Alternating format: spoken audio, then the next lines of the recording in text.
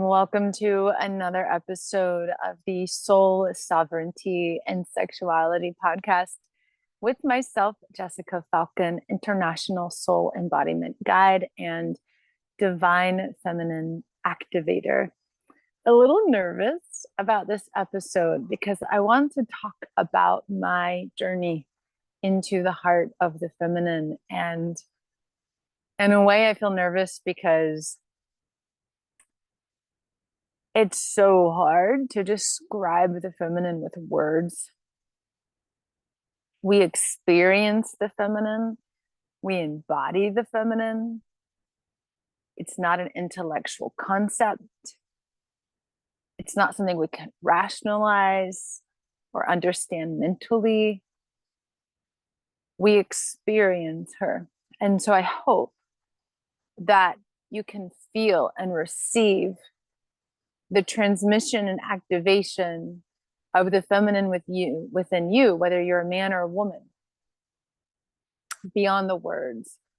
Because whether I'm working with clients one-on-one or in groups like the upcoming Divine Feminine Power Initiation or the free Ritual of Reclamation, most of the work, a lot of the work, even though we do coaching and we do mental work, we do belief work, is energetic, is through transmission, is through energetic activations, is through frequency, is through working with your subconscious. And so I encourage you to listen with an open heart and allow parts other than your mind to receive the story. And I'm also a little nervous about it because talking about the feminine isn't easy, even though I am here for the feminine. And my journey has been so very specifically to reclaim the feminine as divine, to create sacred union within myself on this planet, to assist others in doing that. Because the feminine is so misunderstood, even by those in the quote goddess or feminine community, and it's confined and labeled and become another image, another thing to sell, I don't want to be part of that. I don't want to be associated with that. And it's also scary for a lot of us to think about the feminine and to reclaim the feminine, to go into the feminine, because for millennia we were killed for that. So much of my own healing, which is why creating internal safety is a key piece of all of the work I do with clients, is that we have to face the fears of being ourselves and being in our feminine power and living our truth. Because for so long, it simply was not allowed. And we were outcast and persecuted and shamed and tortured for it. So much of my journey has been feeling safe to be me. And in a way, that's what the feminine is being all of me, all of you. The reclamation of the feminine as divine is reclaiming yourself as divine, turning your heart back to you, your body, your inner world, your inner experience, inner feelings, inner needs, inner desires. Turning your heart back into the earth, into life itself, because the feminine is life, is love. And what is life without love? Why are we here? Otherwise, we're just robots. Otherwise, we're just doing, we're just performing. And that's what we've been asked to do for so long because of the denial of the feminine. And as we reclaim the feminine, we reclaim ourselves, but we reclaim pleasure. We reclaim our freedom. We reclaim our true sensuality and sexuality, which is, yes, shared with a partner, but way beyond that. It is your life force. It is making love to life itself through every breath you take. And I want to share my journey with this in part because I was deeply judgmental and fearful of the feminine myself. Growing up, I definitely felt connected to my soul, even though I didn't have words for that or understand that. And it was never safe to be me growing up as a child. I was bullied really severely and outcast from a really young age. I didn't feel like it was safe to express myself, to have feelings. I think that's pretty common for a lot of us, especially if you're a really sensitive soul. And then I became an advocate for women's rights at a pretty young age, in part because I had experienced and seen so many others experience sexual violence, sexual assault, abuse.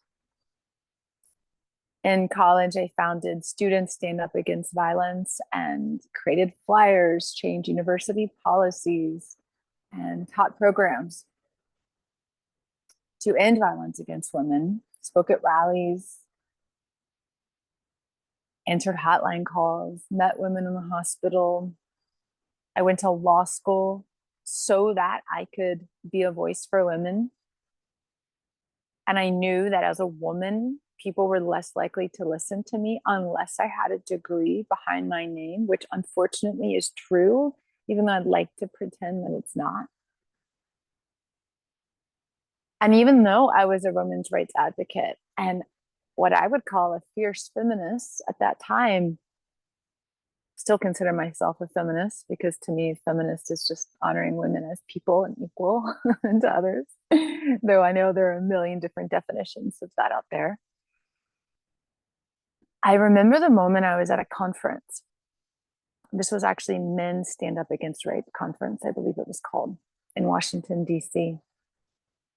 And at one point, they asked me to go into the center of the room, and I was sitting on a chair.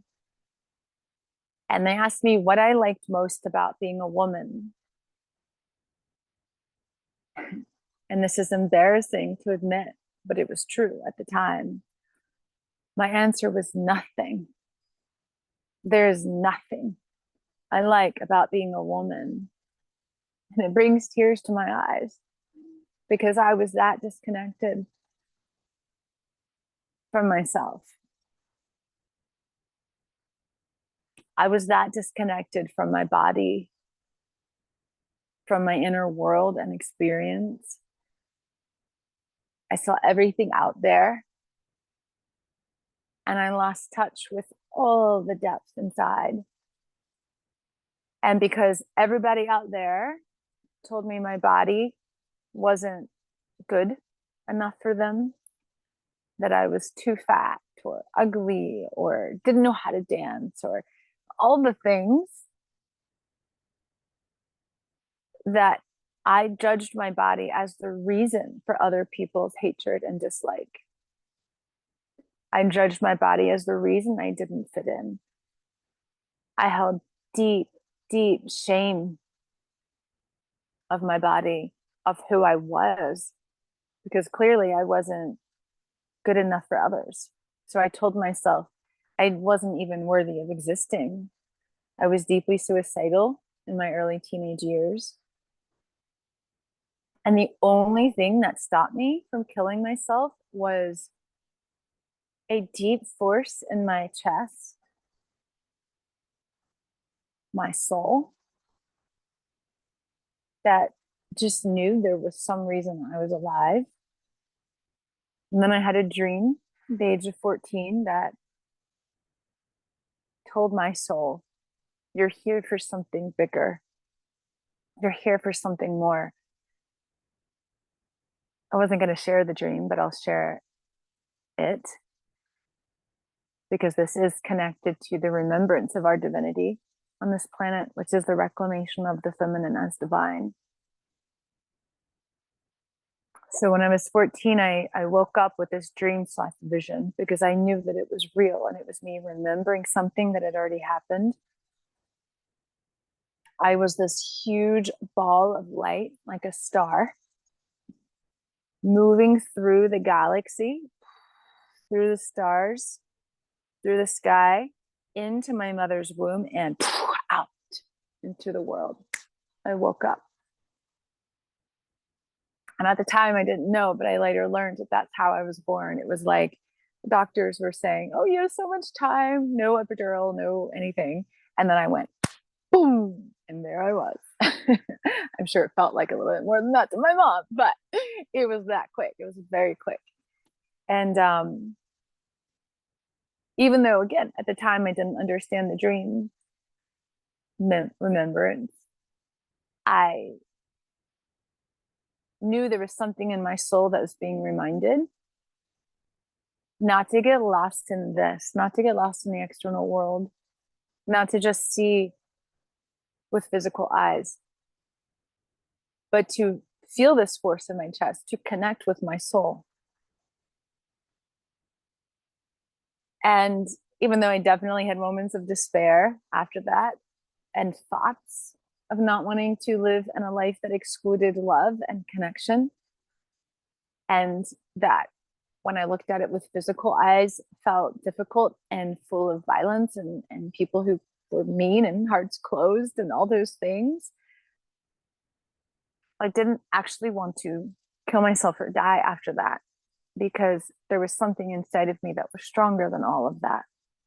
And I actually really believe that that something inside of us that's just stronger than all of that is the only thing that's going to get us through all of that, to change it and transform it, which is what we're being asked to do on this planet now, which is why the reclamation of the feminine as divine is so critical right now.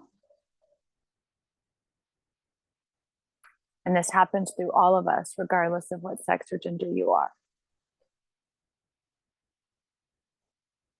Let's fast forward to when I was a criminal prosecutor. And I really enjoyed it. My nickname was Bulldog in a Skirt. I was very devoted to standing up for those without a voice, to ending violence, to creating what I felt at the time was a sense of justice. It was human justice, wasn't necessarily divine justice I was focused on. And holding people accountable when they hurt others, in part because that's what I always wanted other people to do for me. I wanted them to stand up for me, to care. And it was so hard for me to understand why people hurt others. It still is. I understand it from a spiritual perspective, but it still hurts my heart. And while I was a criminal prosecutor, maybe some of you have already heard these stories before, but one of them is that I experienced a flood. It was a tropical storm where I was living in Charlotte at the time, and it left about 13 inches of rain in less than 24 hours. And I hadn't known I had just purchased a home in a flood zone and literally watched all my belongings and everything I'd worked really hard for just disappear. And that began the questioning and the seeking out of meditation, and eventually riding a bike again because I needed something to get me out of the mild depression I was in. And it's more like an ego death, right? We call it depression, we have all these other words, but for me it was just questioning everything around me and not having any answers and feeling really desolate in that search even, and knowing that there was so much more to me and to life than met the eye. That biking turned into a 100-mile bike ride, and then less than a month later a bicycle accident that very easily could have killed me but didn't. And a remembrance that I am not my body, I am so much more. And then with chronic pain, seeking healing and going into my body to heal the pain. And as I went into my body to heal the pain, I started to connect with all of the emotions inside my body, because we can't go into our body and not feel, which is why there's such a judgment around the feminine of feeling as weak, because the feeling makes us alive. And the root of that judgment is that life is something that we're not supposed to celebrate or honor. And that we're supposed to be in our head, and we're supposed to focus and work and only bring our attention to God up above in the sky. And Paul, what we call Saint Paul, who many consider the founder of Christianity, even though it was a very long time, about 400 and some years after the death of Jesus in 33 AD, that Christianity even became a religion. But Paul was one who made many, many writings 30 some years after the death of Jesus. And in those writings, a lot of what he talked about is, the time is near, the kingdom is coming, and the only thing that you can focus on, man or woman, is God and the Savior. And anything else that takes you away from that is basically bad and sinful. And if you believe that the only way that you're ever going to experience God is when God comes and takes you up and off this planet and out of your life, then you don't believe that life itself is sacred or holy, nor can you believe the body is holy, nor can you believe that you are even holy, unless some force outside of you comes and saves you or makes you that. And these are the beliefs we've been living under for an incredibly long time, which is the reason we deny the feminine. And I began to connect with these feelings of grief, of horror, of anger. Though most of my feelings around anger came up much, much later. It was a lot easier to connect with the grief at that time. And my body began to open, because emotions are energy. I know I've done another podcast episode on this. Emotions are energy. And when we connect with the emotion, we allow the space within that part of our body energetic system to create a lot more space and flow, and our life force energy begins to activate. And I began to feel so alive. Instead of living from the head up, I could feel my body. And as we go into the body, which your body is your primary gateway into feminine power, which is why, of course, I'm a soul embodiment guide, but the basis of everything I do with clients is connecting you to your body, not as physicality, but as energy. Your body is physical, but it is energy. And when you connect to the energy of your body, you're connecting to the energy of your soul, which is your divinity, which expresses itself through your physical form. And it contains infinite amounts of wisdom, information, your soul truth. It is your guidance system. When you can allow your body to become your compass and you live from that inner place, you begin to become deeply sovereign. Now, there's a little bit more to becoming sovereign, right? Like working through the ways in which you don't choose for yourself, don't see yourself, don't honor yourself and value yourself, all of that. But it begins through your body. And as I began to connect more and more with my body, it was like, I just wanted to be wild, right? Like, I wanted to be free. I danced more, I moved more, I allowed my senses to inform me. So I became more sensual because I treasured each breath, each morsel of food, each sip, each feeling, each touch. I had never really allowed myself to drop in deeply into the moment, into my body, into my senses in that way, which is a practice. And after this, my life as a prosecutor just didn't make so much sense. Not because I didn't enjoy what I was doing. I actually loved the actual work part of it, the intellectualism. And at that time, I was doing white collar crime cases and loved pulling together these massive boxes of paper and research and evidence with case law and creating briefs and articles and jury arguments. I loved that. That's probably what allowed me to write my book, right? All that tons of research and melding it all with my own experience. But the system itself, such an adversarial system, you're good or you're bad, you're right or you're wrong, everything is black and white. And the focus on punishment and the denial of the soul in each person, including those prosecuting or defending, became too great of a disconnect to bear anymore. And I started to feel like I was going crazy. And I started to hear my deep soul calling, which was directing me on a greater soul path, a greater soul mission, which ultimately is now what I'm doing. But at the time, I had no concept of any of this really.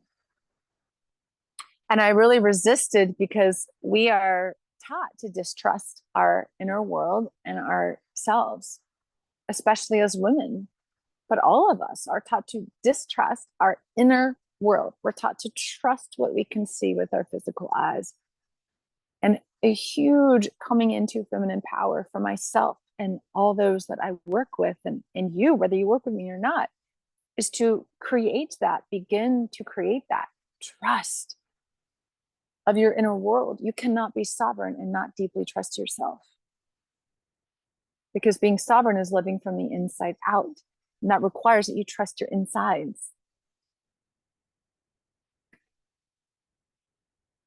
And as I started to ultimately trust more and more of what was inside of me, I did leave being a prosecutor, started a holistic law firm, trying to make a compromise with my soul, which doesn't usually work out because I was playing it safe instead of really trusting the deep soul calling to go on a spiritual pilgrimage.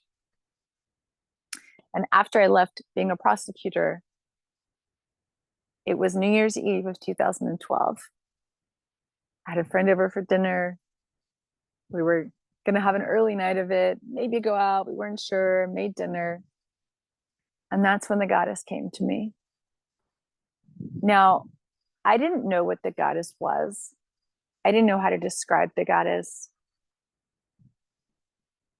How do we describe the goddess? I know that you can probably Google goddess, right? And you'll find lots of different names of various goddesses, or you can hear about goddess worship, or goddess as Gaia, goddess as Earth. And all of that is true, right? The goddess has been represented in all of these forms, Hathor and Isis and Magdalene and Kuan Yin and Hecate and so many, and has historically been worshipped as the earth, as Gaia, as Ki, an ancient Sumer, Mother Earth goddess. And then you have the divine mother. And the goddess is all that and more. The goddess is this ephemeral power, force of life itself, of love, of I don't even know how to describe her. She lives in me. She lives in all of us. She's activated in me. I activate her in others. And I have no idea how to describe her. I can't. It is the deepest force of life, of love that I can ever tap into, that is seemingly encapsulated in this earth and planet, but way beyond that, way beyond that. And so she came to me in that moment as the goddess Isis, which is the Egyptian goddess, mother of all life, goddess of 10,000 names, mistress of magic. I had just put a picture of Isis on my altar, not really knowing who she was, because I felt something in my heart. And I won't go into the full depth of the vision in this particular podcast. Maybe I'll do that another day. But in the vision, I knew that she was calling me and beckoning me onto a journey. And all I knew is that my heart said yes, even though I had no idea what I was saying yes to. And in a way, if I were to describe what I was saying yes to now, I would simply say that I was saying yes to an initiation into divine feminine power, into ancient feminine mysteries that ended up lasting about 8 years. In some ways, hasn't ever ended. I say 8 years going from 2013 to 2021, but quite frankly, I'm continuously initiated by the goddess and guided by the goddess. And I don't know that it ever ends, because I just go into deeper and deeper and deeper levels of power and deeper experiences of magic and freedom than my mind could ever comprehend. And so it doesn't really ever end. But I'll call it an 8-year initiation, because that was the darkest period. That was the hardest period. And the reason I say dark and hard, and I'm not trying to scare you away from working with the goddess or feminine power, because the fruits are so sweet. But from an ancient perspective, when we open up to feminine power, what we're opening up to is the body, ourselves, the earth. But we're opening up to what lives inside of us. And this includes going into the darkness of our own shadow in the ways in which we have denied ourselves, silenced ourselves, feared ourselves, doubted ourselves, shamed ourselves, guilted ourselves, blamed ourselves, the ways in which we have sacrificed ourselves. The goddess and your feminine power, your reclamation, heals all of this.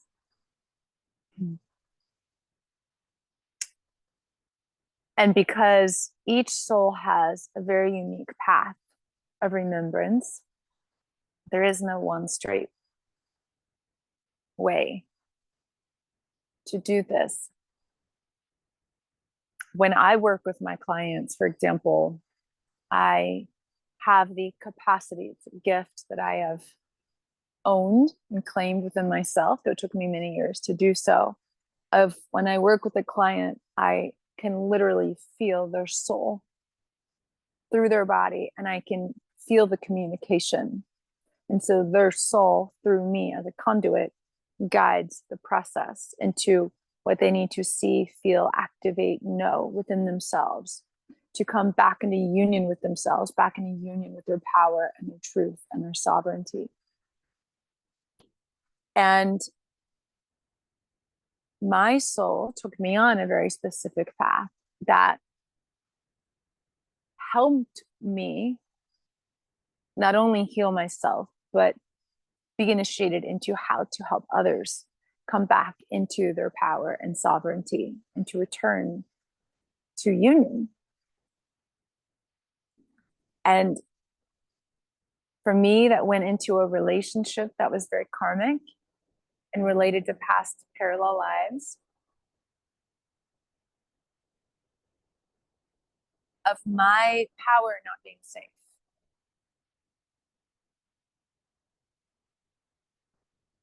Especially of my feminine power not being safe. But seeing all the ways in which I did not feel safe to speak my truth or have a boundary or be me or be sexual, to be powerful. I was so afraid that being me meant I would not be loved or belong. And I was able to see, in the context of that karmic relationship, the ways in which I saw myself through the eyes of him, not through the eyes of my soul, and all the ways I disconnected from my inner truth when it didn't make sense, when I couldn't prove it, all the ways I doubted myself. And as I was going through this experience, I began to note the subconscious fears coming up within me, because this isn't conscious. Remember, I was an attorney for 7 years. I had been a women's rights advocate for 10 years. I'd considered myself a feminist. I'd even written a thesis on domestic violence policy. And yet there I was in a relationship which you could call domestic violence, which you could, even though he didn't physically hit me, right? Like as if that's some sort of barometer, there was a lot of mental and emotional and even sexual abuse. And I didn't understand how I could intellectually understand something was wrong or didn't feel right, but still be in it and not able to get out of it on an emotional level. And unfortunately, it's quite common.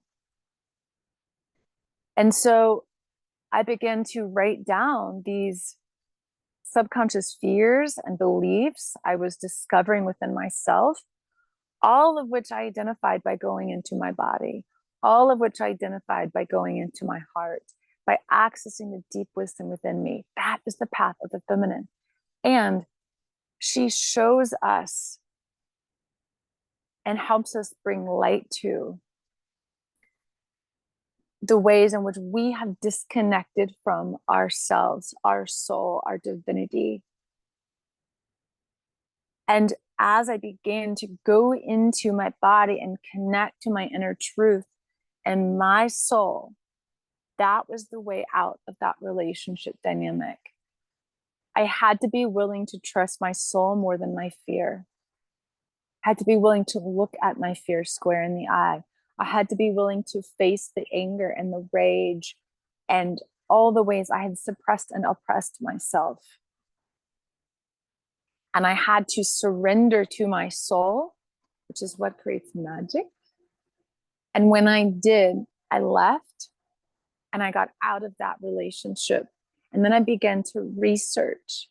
The goddess actually guided me into this research around religious history, ancient civilizations, mythology. I connected deeply with the story of Inanna. And Inanna was an ancient Sumerian goddess who basically, despite having been royal and ready to take her own throne, went and knocked on the door to the underworld. I'll tell this story in another podcast fully for the sake of time. And she went through all the gates and she went into the underworld. And as soon as she walked through, Ereshkigal, her half sister, condemned her to death. And she was dead for 3 days and 3 nights before she resurrected into new life. Sound familiar? Actually, an ancient goddess myth written, 2,000 to 3,000 years before the story of Jesus. And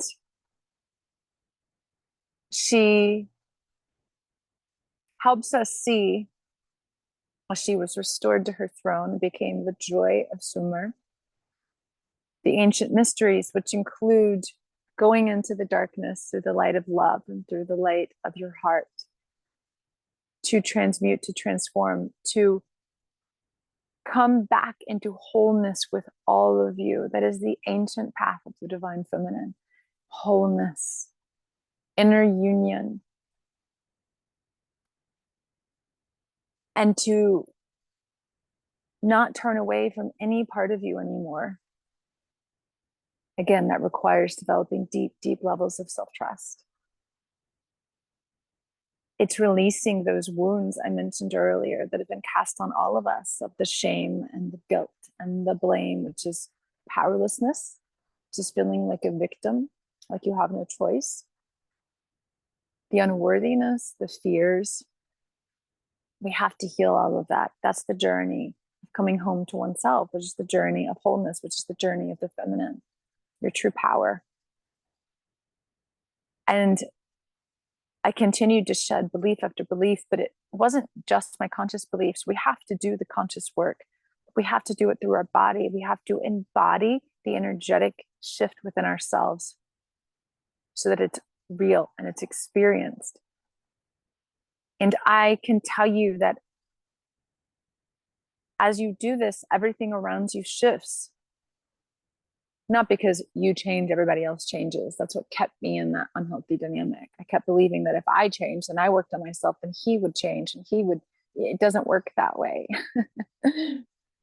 I had to be in union with me no matter what, even if that meant leaving him. And not give my power away. I had to develop the safety within myself to be me, to speak my truth.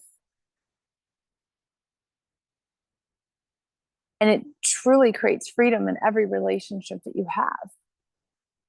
I can see and feel a drastic difference in how I show up in relationship and how that affects not only what I tolerate, but what comes into my life and how I get to experience relationship. And all of it, everything in life shifts because you're not navigating life anymore from taking the external world in. You are living from the inside out because you are so deeply connected to the energy and the wisdom and the truth within you. And it's even more than that, where I falter for words because, again, part of divine feminine power and returning to the heart of the feminine is knowing that you are not doing any of this alone. I know we live in a pretty, how would I describe it? A culture that likes to think that we're so independent and we have to do everything alone and do everything ourselves. And the feminine understands that she lives within the web of life, the interconnected web of life, and she is so much more. She's connected to so much more. The feminine, for me, has been leaning into that interconnection with life, the goddess, the divine in all things, and knowing it's not just me and I'm not doing it all alone and I don't have to figure it out and I don't have to effort years just letting go of all of that and allowing the magic of frequency and vibration to work. I'm not allowing the magic of love to create miracles in my life, in your life. When you open up to the feminine, a lot of it is, right? Like we're so taught to that forward movement, believe me, especially as an attorney. And I can really relate to why we're taught to do this in a society that's based on lack and survival and fear. But feminine is, as we create that internal safety, we lean back, we lean in, we receive life, we receive the abundance of life, we receive the beauty of life, we receive the magic, we receive love, we are seen in relationship because you are showing up fully and taking up your space. This is the joy of coming into your feminine power. And the freedom is that nothing outside of you can take any of that away. And you know that everything outside of you is happening for you.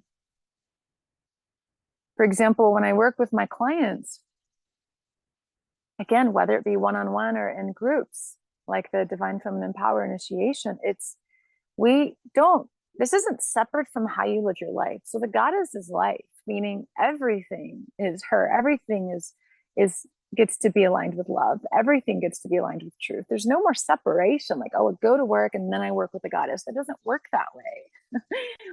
Everything becomes one as you come into union with you. There's no more separation. There's no more disconnect. And we take their actual lived life experience into the body, into the soul to transmute, to alchemize so that everything becomes aligned to your inner soul truth. Everything. There's the freedom, there's spaciousness, your life force, your heart, your frequency is expanded, which creates that expansion in your life itself. and how you experience life shifts because your eyes are open and you see what you had not seen before.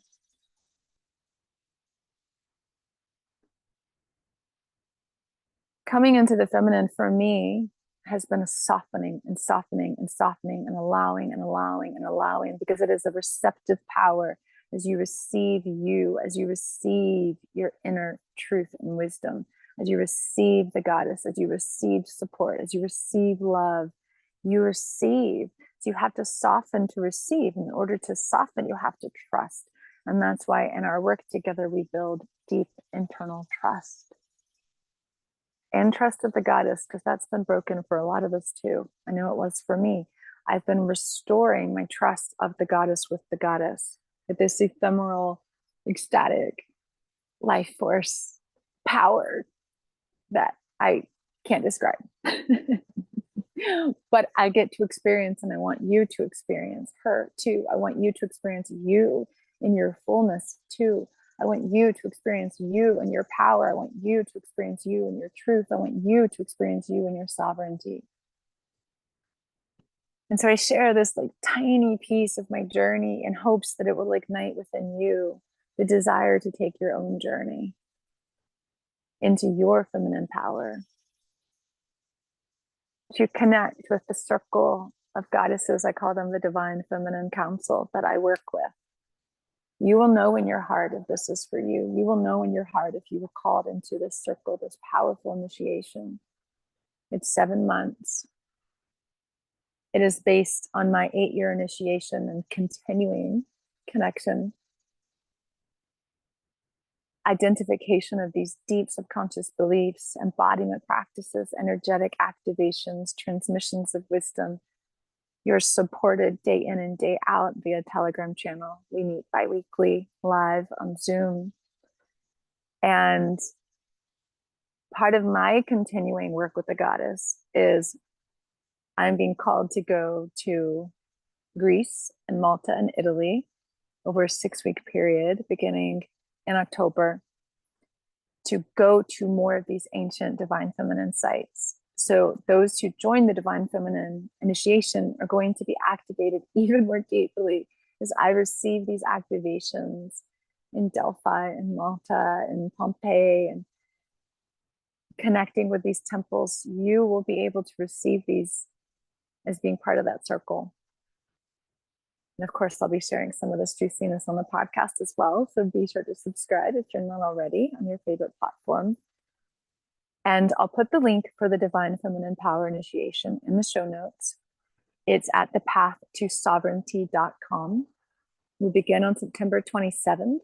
But if you sign up before September 13th, because 13 is the number of the goddess, and think about 13 for Earth, Gaia, because all connected. And if you sign up before September 13th, you receive lots of extra, like $700 and some of juicy bonuses to activate the wealth that is your birthright, and have a private one-on-one session with me to tune into your soul in this path that this initiation will be taking you on. You can sign up for a free 30-minute sovereignty breakthrough session if you just want to be like, I don't know, one-on-one for me, initiation for me, which one's best? Of course, you can always add on one-on-one sessions. I'll put the link for that as well. And then finally, I have a free ritual of reclamation for everyone. I see it as a beginning to this initiation into divine feminine power, because this is the turning point. And yet it is for all of those who want to make a turning point in their life into this reclamation and remembrance and revelation of who you are, revealing yourself to the world in your truth and power and sovereignty, regardless of whether you continue with us or not. And so that is on Friday, September 6th at 2 p.m. Eastern, 20-hour, 8 p.m. Paris time. I'll put the link for that below as well in the show notes. And feel free to reach out. You can DM me at the Path to Sovereignty, send an email from the website.